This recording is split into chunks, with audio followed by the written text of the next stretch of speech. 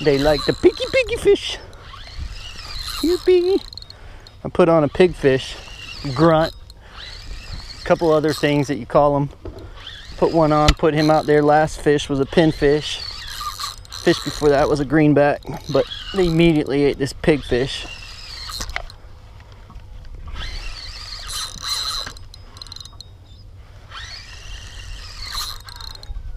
Another redfish.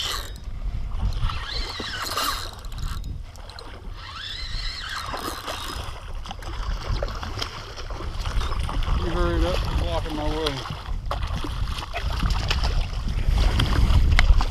Garrett's got a double. Oh, he's got a snook. Garrett's got a snook.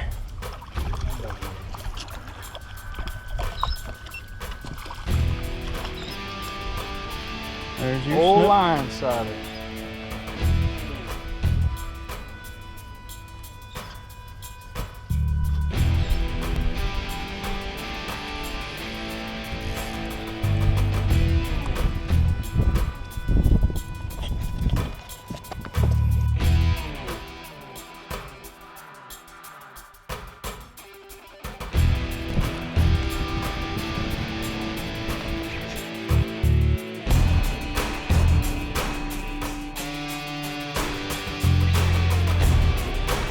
Garrett's got another redfish on. Let's see if I can. Oh man, that was horrible. Not bad. Not bad at all.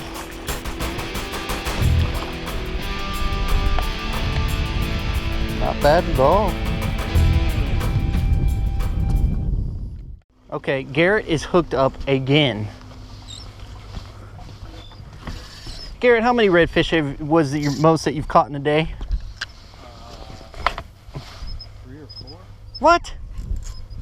Well, you beat that. Hey, I want to tell you guys in YouTube land, I do all our officials, but I am ruined. Did I tell you that happened? You did. Now, folks out there in YouTube land, this is what we call a pigfish grunt. I love them for, there's a sea lice on them. I love them for snapper, grouper, pretty much everything eats them. I love them to use them for bait, so if you can get them, they're really, really good to use. I like to hook them right in the butt. Okay, he just caught one. Now he's got another one. I just lost a flounder. It's been in the water for 10 seconds, if that. This one's a decent redfish.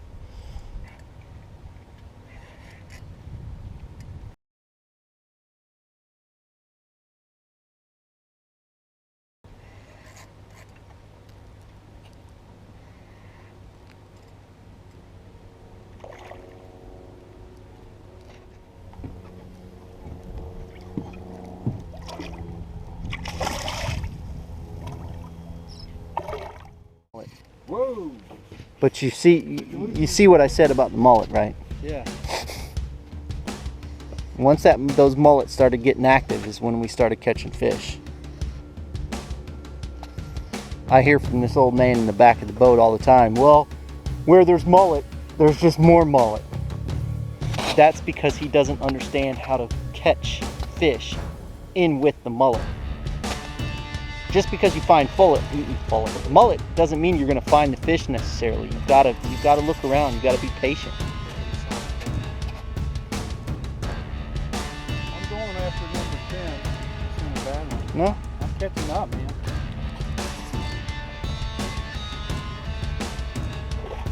Mine is in the boat. I'm seriously probably going to put my rod up and just start filming. Hey, I'm going to flip your phone and move it, okay?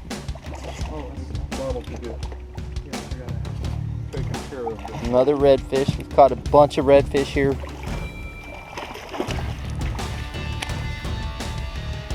If you can see farther out, there's some mullet that are really milling about, and we have not seen that pretty much all morning long. They just started. We had a flat tide, but now it's starting to pick up. And as soon as this tide starts to move in, I think these fish are really going to get active. And if they think the bite is halfway decent now, just wait. What you got, Bill? think I have a red here, Todd, On artificial. on artificials. I had to teach him how Still to. goes into the grand total of this would be number 10. I had to teach him how to work this particular lure. That's true. And Todd is an excellent teacher. Can I have my $5 now? He's got a redfish. Nice one too, man. Yeah, not bad.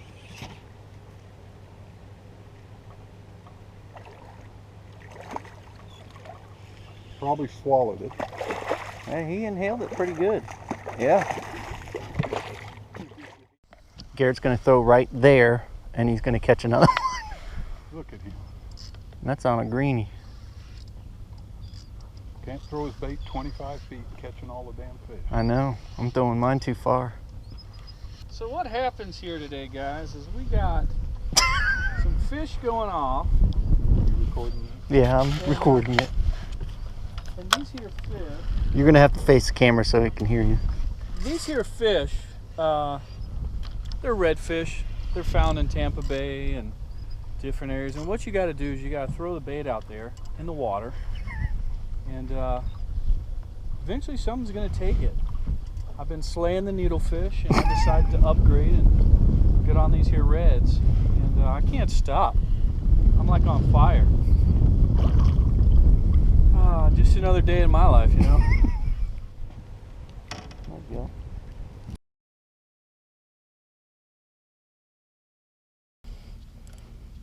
No, it's a. That's a giant. What is that? Oh, I know. Get it in. No, get it in the boat. That's a pinfish. That is a. Yes, it is. No, it isn't. Bill, that is a pinfish. You think so? I guarantee that's a pinfish. Well, that'd be a record pinfish. That is a pinfish. I don't think so. Bill, I will bet any amount of money. Okay. That is a pinfish. That is a fin. Holy Jesus. Seriously. Picture? Yeah. That is the biggest that is the biggest pinfish I've ever seen. That is seriously a pinfish, I swear to God. Am Look, I gonna make the YouTube video? this could go viral. Seriously. Think we ought to measure him? Hell yeah. I got a boca. We need to measure and weigh that son of a bitch. Holy cow. Oh my God. That is a pinfish. Think I got the state record? I don't know what the record is, but this could very well be. That is a, I don't know if you guys can see at home, that's a 2-pound pinfish. Oh my God. See how long he is. That is, that's the craziest thing I've ever seen. He is 16.5 inches long. Man, what a grouper bait. Boy, that's a big That is flipping nuts, Bill. That is a pinfish. Unreal. That's some good cut there. Oh. Probably some good eating. I hope you liked this episode of Tampa Bay Fishing. As you saw in that last clip, we caught a huge pinfish, probably the biggest pinfish. It was the biggest pinfish I've ever seen. We looked up the records. The actual record for pinfish is a little over 3 pounds. So we didn't get a world record, but it was pretty big as it was.